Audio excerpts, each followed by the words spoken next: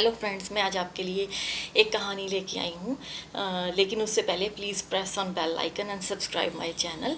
And ये जो कहानी है ये है जगन्नाथ जी की, जयदेव जी की और गीत गोविंद जी की। आपको पता है जो जगन्नाथ जी हैं उड़ीसा वाली तरफ उन्हें मतलब कृष्ण जी जो हैं उन्हें उड़ीसा वाली तरफ जगन्नाथ जी कहा जाता है। जैसे कि यूपी में चले जाएं उन्हें बांके बिहारी जी कहा जाता है, साउथ में चले जाएं उन्हें विट्ठल जी के नाम से जाना जाता है, राजस्थान में इन्हें खाटू श्याम जी के नाम से जाना जाता है। तो ऐसे ही ये कहानी है उड़ीसा के जगन्नाथ जी की। तो जगन्नाथ जी के बहुत बड़े भगत हुए हैं ये जयदेव जी को उनकी कृपा से ये क्या कहते हैं गीत गोविंद लिखने का उन्हें हुआ कि कृष्ण जी ने उनके ऊपर कृपा करी कि तुम ये गीत गोविंद लिखो। अब जो भी उनके मन में विचार आता, जो भी उन्हें पीछे से मतलब कृपा होती जैसे जैसे, तो वो गीत गोविंद लिखते रहते। तो एक दिन तो उनकी पत्नी थी पद्मावती के साथ उनके जयदेव जी की अंडरस्टैंडिंग बहुत अच्छी थी। तो जैसे वो अगर गीत गोविंद गाते तो उनकी पत्नी नाचती थी, और अगर वो लिखते तो अगर वो बोलते थे तो वो कई बार लिखती थी, और अगर वो लिखते थे तो वो आगे कुछ ना कुछ उसके ऊपर अपना बताती थी।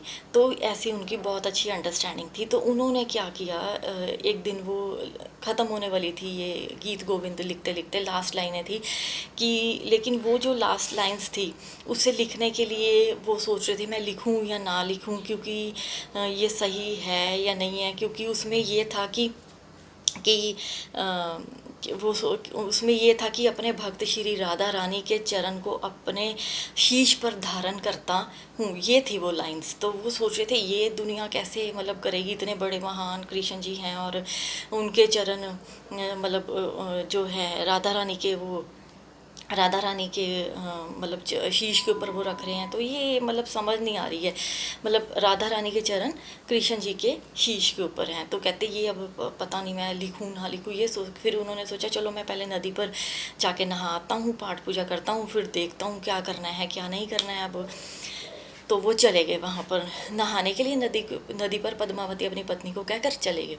तो उसके बाद क्या हुआ, थोड़ी देर बाद ही वो वापस आ गए जयदेव जी, और जयदेव जी बड़े नाचते कूदते आ रहे हैं, गले में फूलों का हार डाला हुआ है। तो अपनी पत्नी को कहते हैं कि हाँ चलो मुझे तो फटाफट से इसे कंप्लीट करना है। तो जहाँ पर वो डेस्क था वहाँ पर चले गए और अपना लिखने लगे।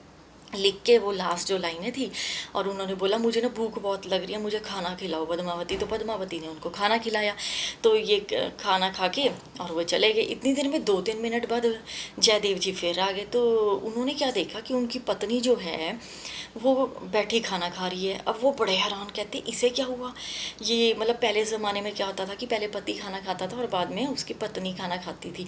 तो लेकिन आज वो पहले ही खाना खा रही थी। अब वो सोच रहे कि ऐसा कैसे हो गया कि ये खाना मेरे से पहले खा रही है।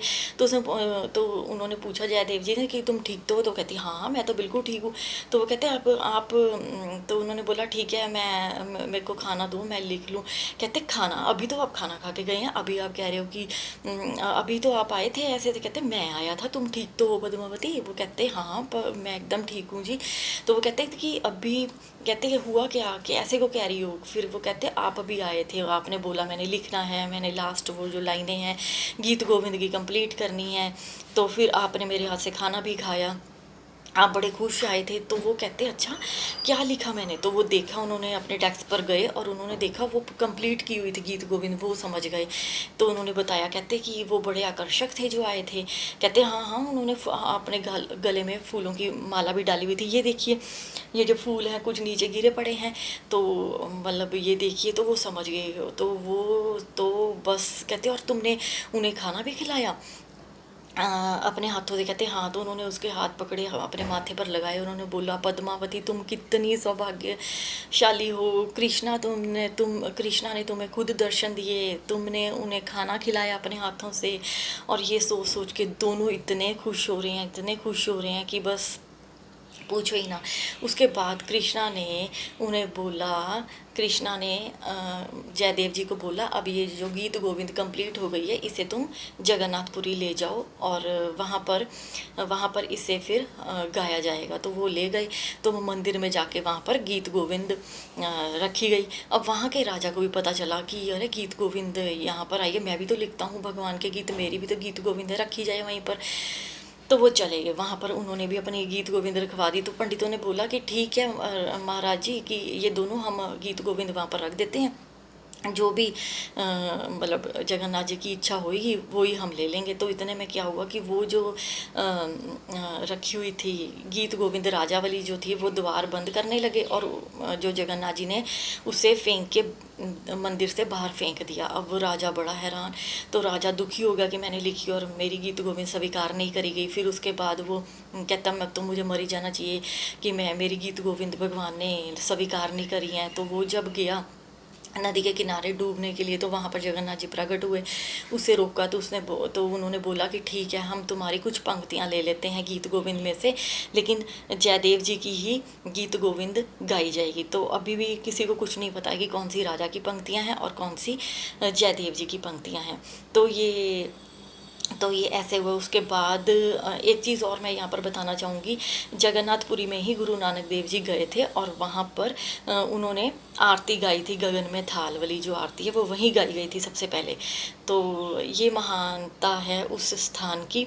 तो इससे आपको बच्चों क्या शिक्षा मिलती है कि अगर आप भगवान के करीब हैं, अगर आप भगवान को दिल से चाहते हैं, तो वो अपने काम आपसे खुद करवाएंगे, आपको किसी ना किसी तरीके से वो दर्शन देंगे अगर आपके मन में प्यार है तो मैं उम्मीद करती हूँ आपको ये मेरी कहानी बहुत अच्छी लगी होगी। और वैसे भी आज जन्माष्टमी का दिन है, तो मेरी तरफ से आप सबको जन्माष्टमी की बहुत बहुत बधाई हो।